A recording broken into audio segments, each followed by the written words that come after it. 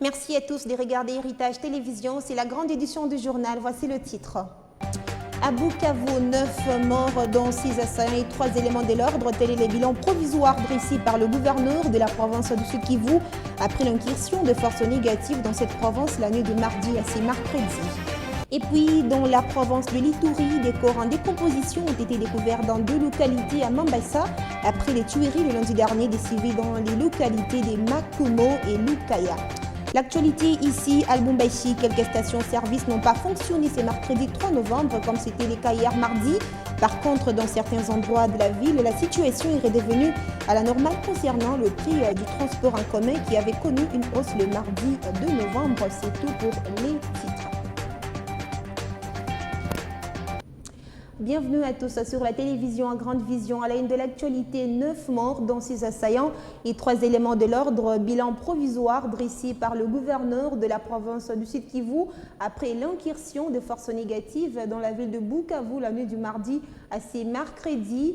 Il a annoncé lors d'un point de presse tenu à Bukavu juste après le conseil de sécurité avec les membres du gouvernement provincial. Correspondance de Marie-Claire Charibanda.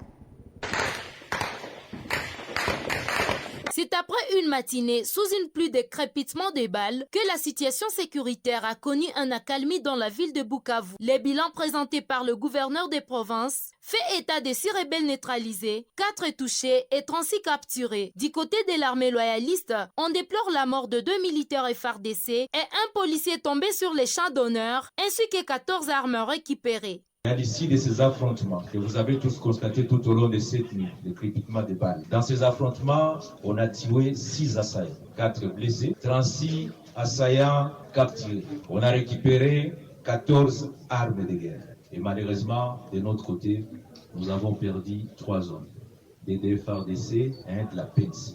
Comme je l'ai dit très tôt le matin, nous avons suivi cette situation tout au long de la nuit. Les assaillants d'aller retranchement. Les enquêtes se poursuivent pour identifier les auteurs matériels et intellectuels de cette situation, afin de dégager les responsabilités pour en répondre devant la justice. Je l'ai dit dans mon communiqué du matin, j'appelle notre population au calme, à la collaboration avec les forces de défense et de sécurité, la police, l'armée et les services de sécurité, pour dénoncer ces malfaiteurs, leurs complices et leurs commanditaires.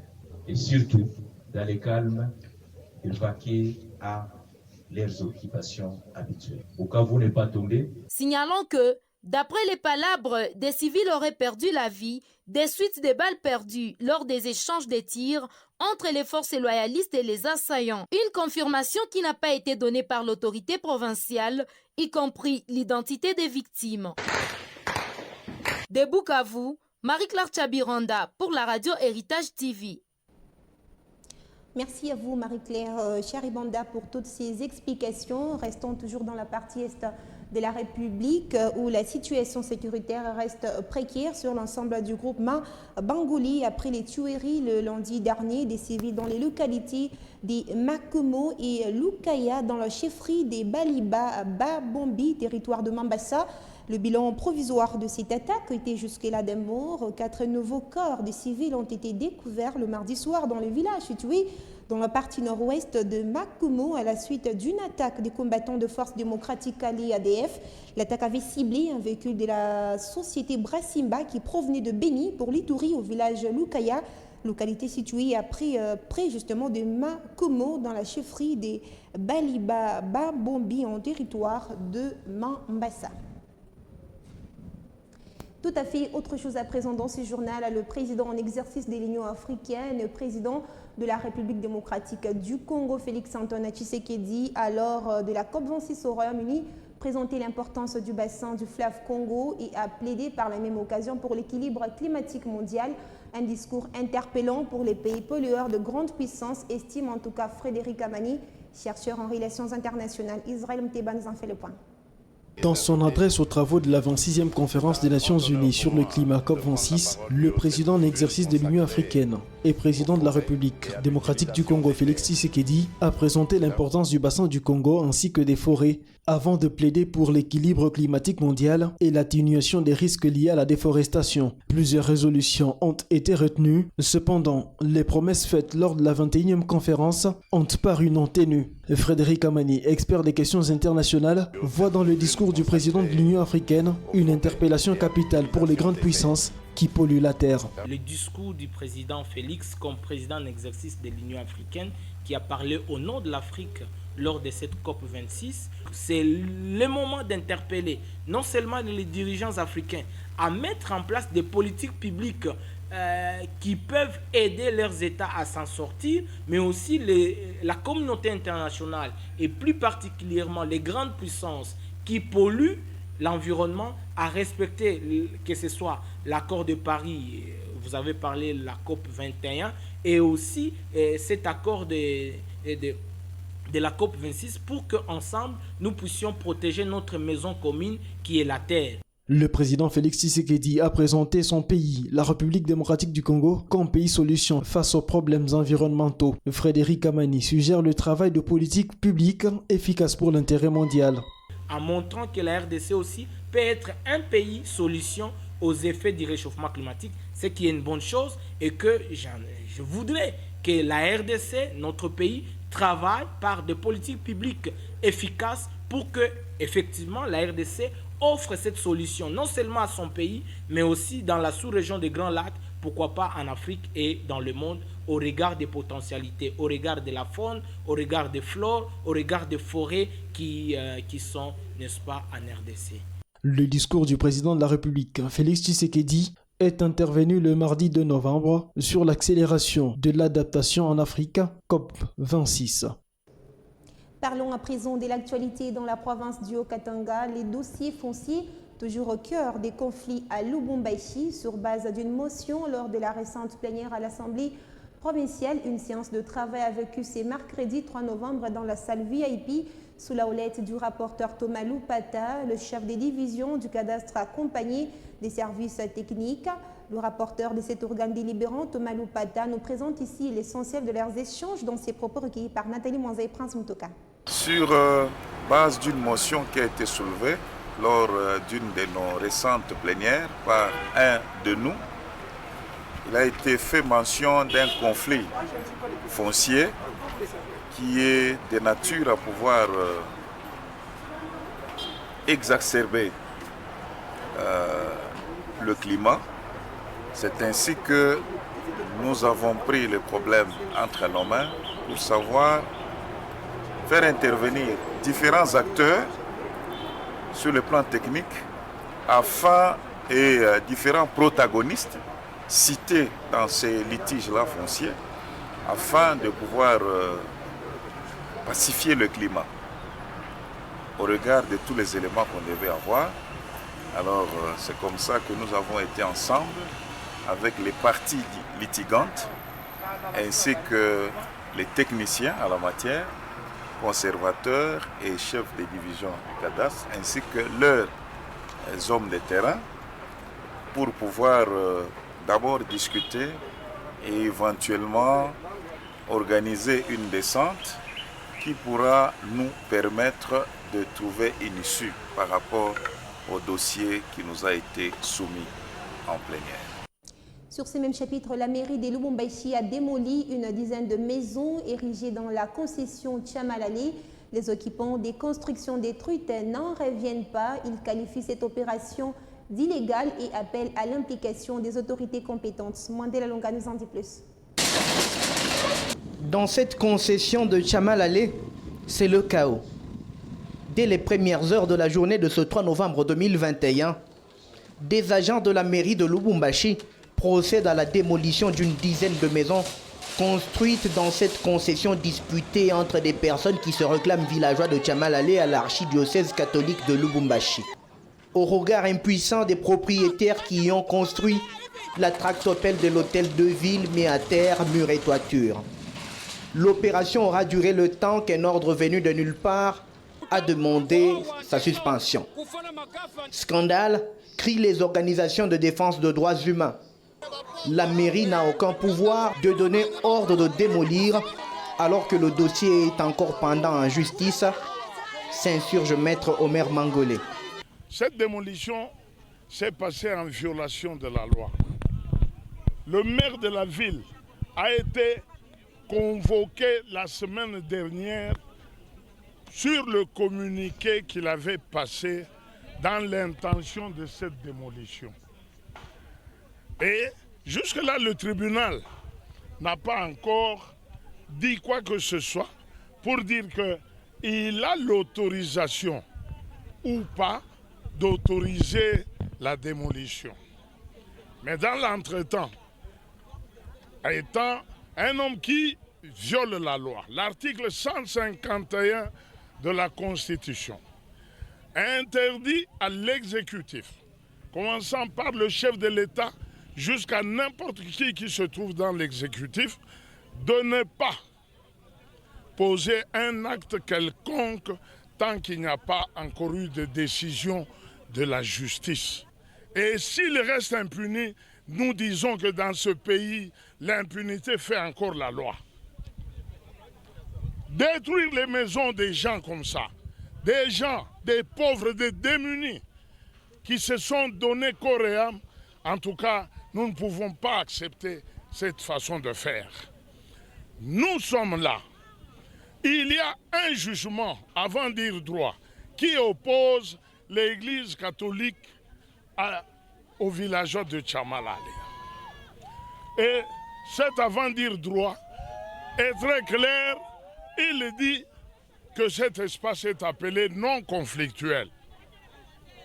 Mais, à notre grande surprise, le maire de la ville l'appelle l'espace appartenant à l'archidiocèse. Cette démolition a été accompagnée par un dispositif sécuritaire imposant. Des policiers armés et équipés ont investi la concession. En même temps, c'est la débandade dans le chef des occupants. Ils mettent en cause certains politiques haut placés qui essaieraient, selon eux, d'interférer dans ce dossier. Mais en attendant la décision de la justice, ces maisons auront payé le tribut de la discorde. Direction à présent au gouvernorat de Provence où 7 jeunes dont l'âge varie entre 20 et 13 ans, tous présumés voleurs arrêtés dans la commune Kampemba au quartier Waboura ont été présentés ce mercredi 3 octobre à l'autorité provinciale par le service de sécurité. C'est un reportage de Basile Bilaï et Esther Dior. Avec en tête leur maître surnommé Bartacus, âgé de 20 ans, ces jeunes gens, 7 au total, ont été présentés au gouverneur qui avait à ses côtés son vice. Ils ont tous avoué et ont affirmé qu'ils ne sont pas à leur premier forfait. L'un de présumés, âgé à seulement 16 ans, a avoué avoir violé une femme. Ces malfrats ont été arrêtés après l'opération qu'ils ont menée au quartier Iwabora dans une maison d'un paisible citoyen où ils avaient emporté une importante somme d'argent et plusieurs biens de valeur.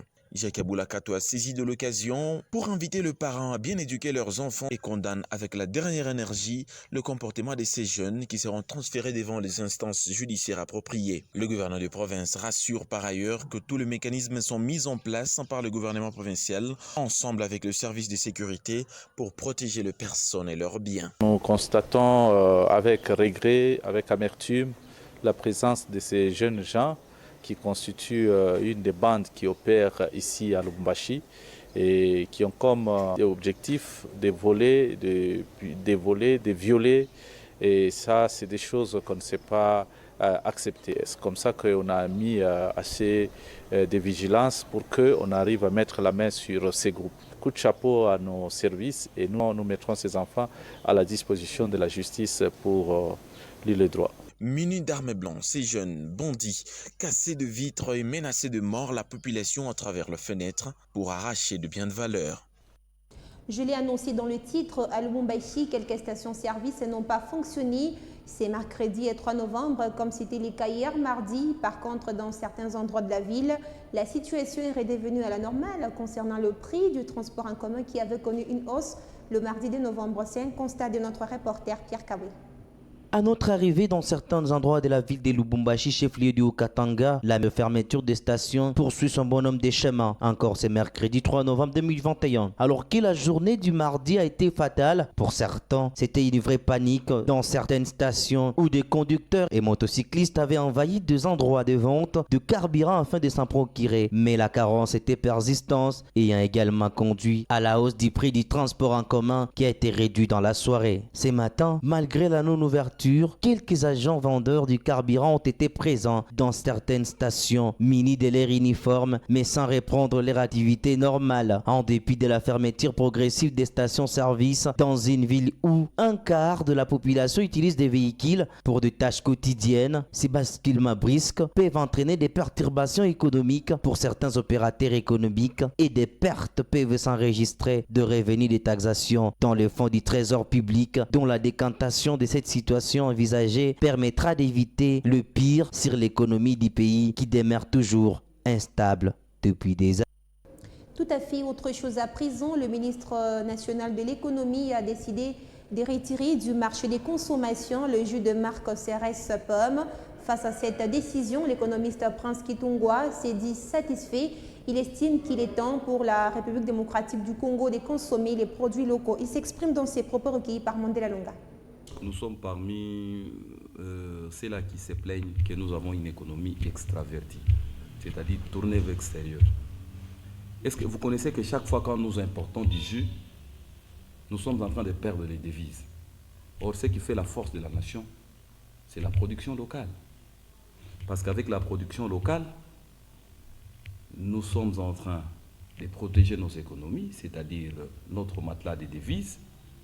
Et puis, nous sommes en train de donner du travail à la jeunesse et à tous les personnels capables de travailler. Parce que toute importation suppose, en matière de théorie de l'échange international, que nous avons étudié en première licence avec le professeur Kalaba, que nous donnons beaucoup plus de faveurs au marché international. Est-ce que nous pouvons continuer? Aujourd'hui, je crois que vous êtes témoins avec nous-mêmes que nous importions du ciment. Mais à ce jour, nous avons déjà 2 compagnies qui sont ici. Une compagnie qui est située à Kolwezi, une autre, la grande cimenterie à Likasi, et il y a du ciment. Nous sommes en train de consommer les locales. Ça fait la fierté. C'est ce que nous appelons l'autarcie sur le plan économique. Est-ce que nous pouvons continuer à accepter de perdre nos devises tout le jour parce que nous importons les devises alors que nous avons 2 entreprises locales ici qui sont capables de faire du jus, un très bon jus que nous pouvons consommer localement?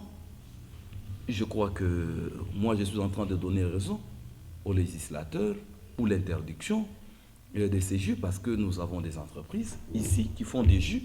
Nous sommes par contre obligés même d'en exporter, d'en produire d'abord et d'en exporter davantage parce que plus nous allons aussi exporter les jus, en retour ce sont les devises qui vont rentrer chez nous. Dernier titre avant de clore la première partie de ces journaux dans la province du Kasaï oriental.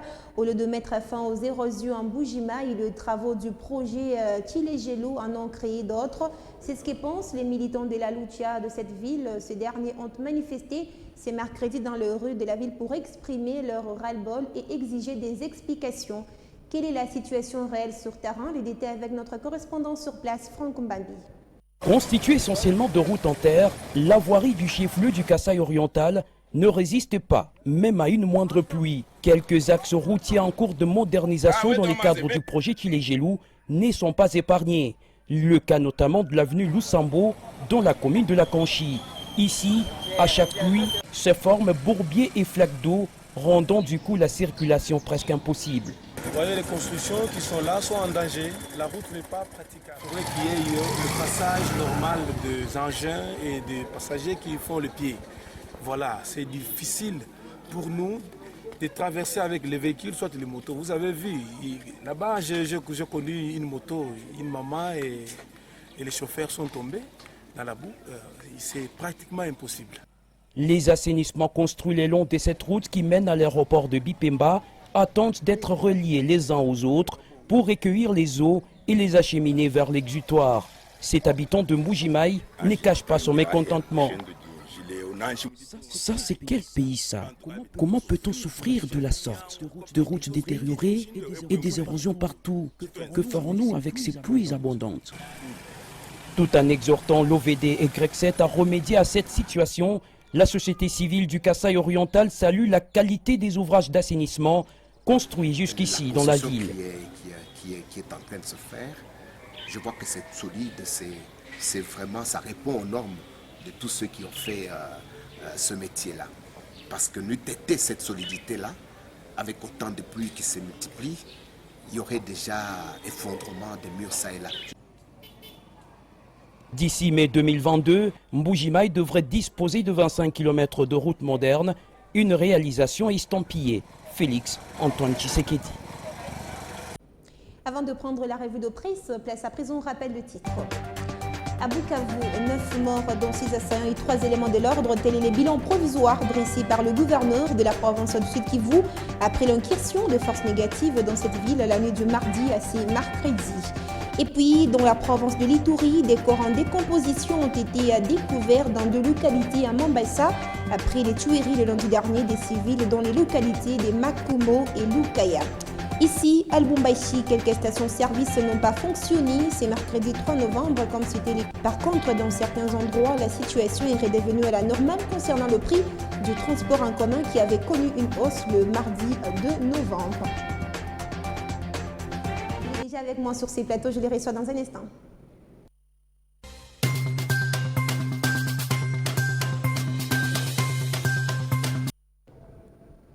Donc, Chita, bienvenue. Merci. À la une de votre revue de presse, 72 heures avant la marche du nouveau bloc de l'opposition, le FCC de Kabila se déstabilise. Oui, 72 heures avant la marche du nouveau bloc de l'opposition, le FCC de Kabila se déstabilise, titre dans sa une le vrai modérateur. À 72 heures de la marche du bloc des forces politiques et sociales, le FCC, principal allié de l'AMOCA, se trouve au bord de l'implosion. Une démonstration des forces, la première depuis la mise en place de ces regroupements politico-sociaux, risque de faire flop. Encore et toujours, cette lutte de repositionnement, il s'y est rappelé que 2 postes de membres de la plénière de la CENI restent à pourvoir pour les camps de l'opposition. C'est tri-hebdomadaire qui poursuit. Si certains radicaux dans les rangs du FCC prônent la rupture après la désignation controversée des Denis Kalima à la centrale électorale de la RDC, les autres auraient déjà entrepris des contacts pour occuper les 2 postes réservés à l'opposition.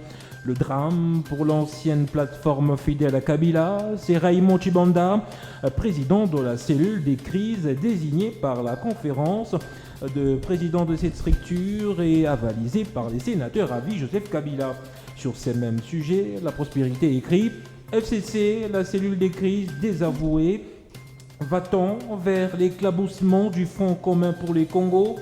La question vaut son pesant d'or. » Téné, le président de parti de regroupement politique de la conférence du président du FCC, reviennent à travers un communiqué signé lundi 1er novembre de désavouer la cellule des crises que préside depuis 11 mois maintenant Raymond Chibanda. Ces présidents disent constater avec regret que la cellule des crises instituée par la conférence du président et validée par l'autorité morale.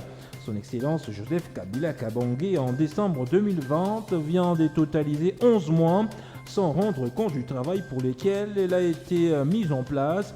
Qu'en lieu et place d'unifier la famille politique, la cellule des crises s'est plutôt illustrée dans les pratiques qui l'ont désavantage déchiré en excluant le camarade qui ont tenté en tout cas d'émettre les avis contraires aux siens, notent les présidents de partis des regroupements politiques et la conférence du président du FCC. Donc, c'est à votre deuxième et dernier titre, Clément, la réponse RD congolaise en question. Oui, c'est un éditorial du journal Forum des As. Alors, on peut lire dans cet article de 1001 voyages du président. On peut en penser ce qu'on veut. En l'occurrence, il en est donc le retour sur l'investissement est loin d'être évident par nature.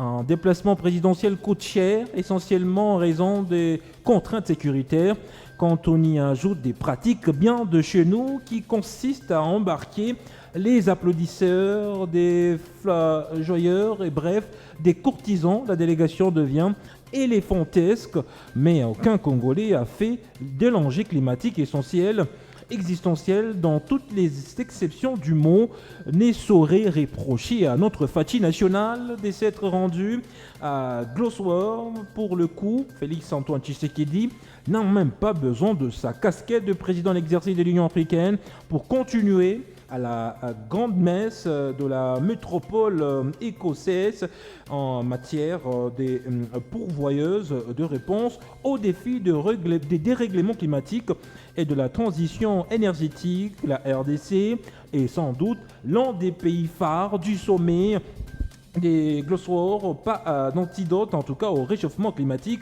Sans le bassin du Congo, il a à lui seul, le Congo-Kinshasa comprend 60% de ce bassin avec l'Amazonie, la RDC et l'autre poumon vert de la planète.